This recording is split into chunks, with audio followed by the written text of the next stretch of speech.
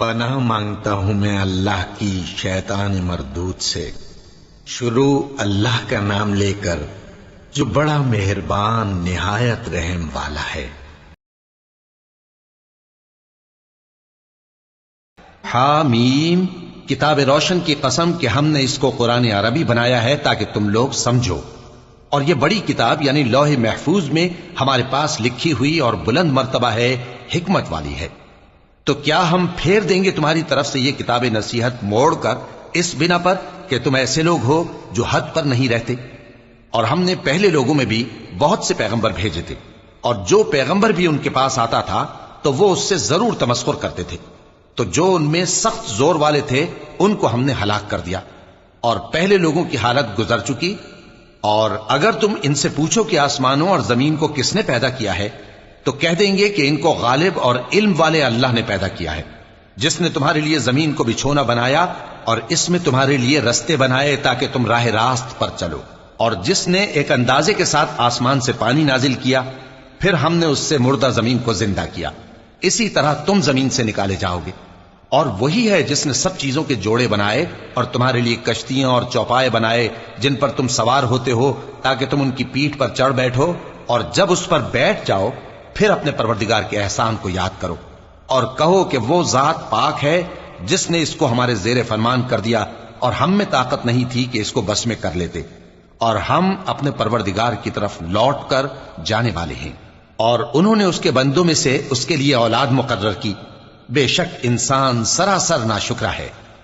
کیا اس نے اپنی مخلوقات میں سے خود تو بیٹیاں لیں اور تم کو چن کر بیٹے دے دیے؟ حالانکہ جب ان میں سے کسی کو اس ہستی کی یعنی لڑکی کی خوشخبری دی جاتی ہے جو انہوں نے اللہ کے لیے بیان کی ہے تو اس کا چہرہ سیاہ پڑ جاتا ہے اور وہ اندر ہی اندر گھٹنے لگتا ہے۔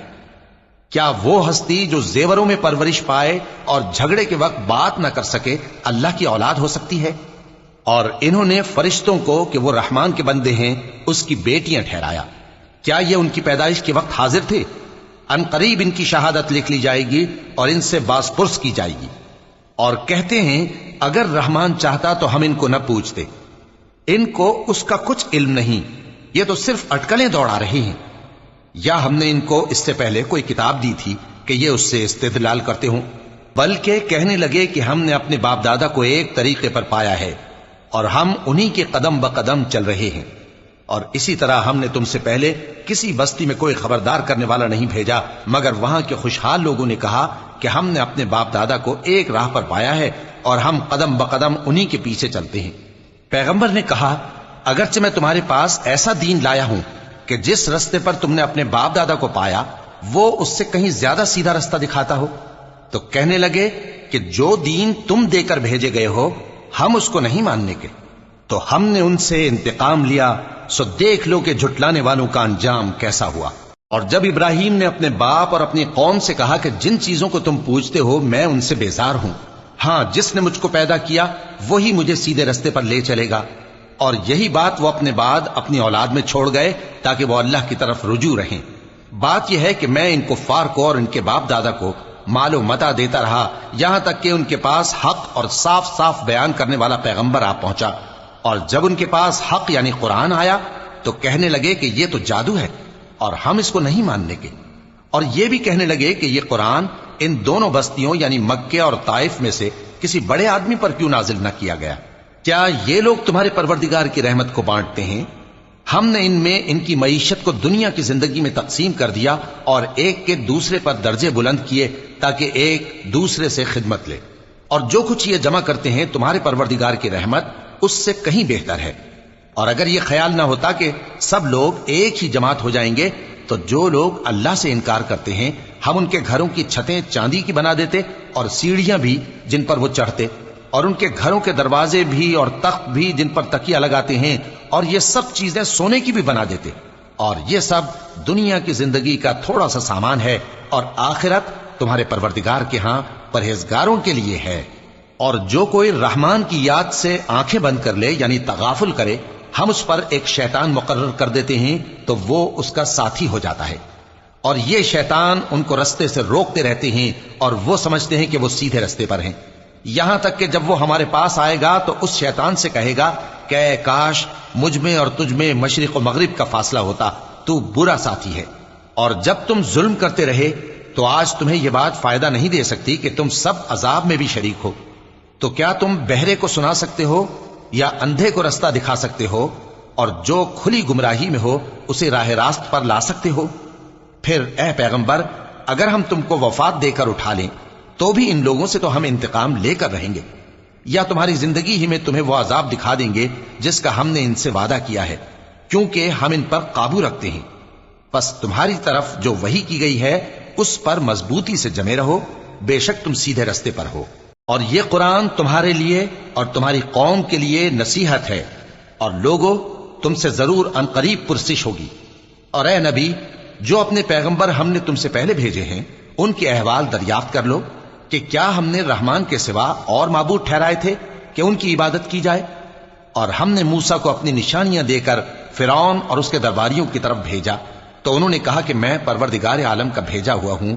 پھر جب وہ ان کے پاس ہماری نشانیاں لے کر آئے تو وہ ان نشانیوں پر ہنسنے لگے، اور جو نشانی ہم ان کو دکھاتے وہ پہلی سے بڑی ہوتی تھی، اور ہم نے ان کو عذاب میں پکڑ لیا تاکہ باز آئیں، اور کہنے لگے کہ اے جادوگر، اس عہد کے مطابق جو تیرے پروردگار نے تجھ سے کر رکھا ہے اس سے دعا کر، بے شک ہم ہدایت یاب ہوں گے۔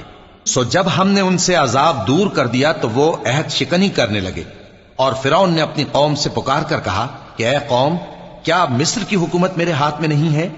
اور یہ نہریں جو میرے محلوں کے نیچے بہ رہی ہیں میری نہیں ہیں؟ کیا تم دیکھتے نہیں؟ بے شک میں اس شخص سے جو کچھ عزت نہیں رکھتا اور صاف گفتگو بھی نہیں کر سکتا کہیں بہتر ہوں۔ تو اس پر سونے کے کنگن کیوں نہ اتارے گئے، یا یہ ہوتا کہ فرشتے جمع ہو کر اس کے ساتھ آتے؟ غرض اس نے اپنی قوم کو بے عقل کر دیا، اور ان لوگوں نے اس کی بات مان لی، بے شک وہ نافرمان لوگ تھے۔ پھر جب انہوں نے ہم کو خفا کیا تو ہم نے ان سے انتقام لیا اور ان سب کو ڈبو کر چھوڑا، سو ان کو گئے گزرے کر دیا اور بعد میں آنے والوں کے لیے عبرت بنا دیا۔ اور جب مریم کے بیٹے عیسیٰ کا حال بیان کیا گیا تو تمہاری قوم کے لوگ اس سے چلا اٹھے اور کہنے لگے کہ بھلا ہمارے معبود اچھے ہیں یا وہ یعنی عیسیٰ؟ انہوں نے جو ان عیسیٰ کی مثال تم سے بیان کی ہے تو صرف جھگڑنے کو، حقیقت یہ ہے کہ یہ لوگ ہیں ہی جھگڑالو۔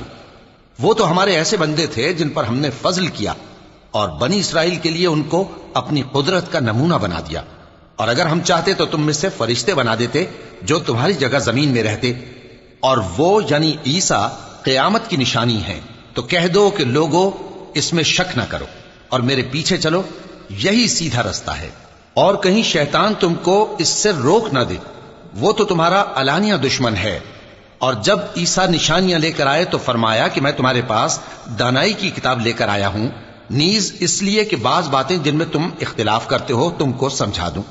سو اللہ سے ڈرو اور میرا کہا مانو، کچھ شک نہیں کہ اللہ ہی میرا اور تمہارا پروردگار ہے، بس اسی کی عبادت کرو، یہی سیدھا رستہ ہے۔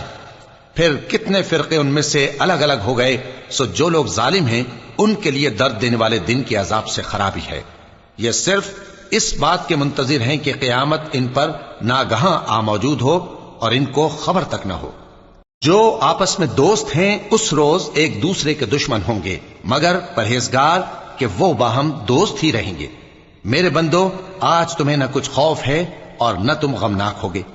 جو لوگ ہماری آیتوں پر ایمان لائے اور فرمانبردار بن گئے ان سے کہا جائے گا کہ تم اور تمہاری بیویاں عزت و احترام کے ساتھ بہشت میں داخل ہو جاؤ۔ ان پر سونے کی تشتریوں اور پیالوں کا دور چلے گا، اور وہاں جو جی چاہے اور جو آنکھوں کو اچھا لگے موجود ہوگا۔ اور اے اہل جنت، تم اس میں ہمیشہ رہو گے، اور یہ جنت جس کے تم مالک بنا دیے گئے ہو تمہارے اعمال کا صلہ ہے۔ یہاں تمہارے لیے بہت سے میوے ہیں جن کو تم کھاؤ گے، اور گناہگار یعنی کفار ہمیشہ دوزخ کے عذاب میں رہیں گے، جو ان سے ہلکا نہ کیا جائے گا، اور وہ اس میں نا امید ہو کر پڑے رہیں گے۔ اور ہم نے ان پر ظلم نہیں کیا بلکہ وہی اپنے آپ پر ظلم کرتے تھے۔ اور وہ پکاریں گے کہ اے مالک، اے دوزخ کے نگراں، تمہارا پروردگار ہمیں موت ہی دے دے۔